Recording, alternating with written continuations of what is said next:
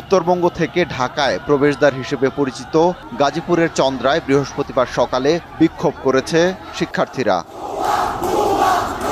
11:15টায় কোটা সংস্কারের দাবি ও নিহতের ঘটনার প্রতিবাদে বিভিন্ন স্কুল কলেজের শিক্ষার্থীরা সমবেত হয়ে বিক্ষোভ ও মিছিল করে। তখন মহাসড়কে চলাচলকারী কিছু যানবাহনেও ভাঙচুর চালায় বিক্ষোভকারীরা।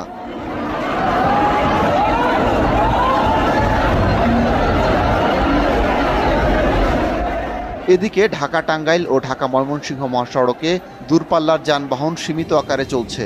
তবে স্থানীয় রুটে যান চলাচল করলেও তা তুলনামূলকভাবে অনেক কম। তাই দুর্ভোগে জরুরি প্রয়োজনে বাহিরে বের হওয়া ব্যক্তিরা। মহাসড়কে মোতায়েন করা হয়েছে পুলিশ, রয়েছে বর্ডার গার্ড বাংলাদেশ, বিজিবি।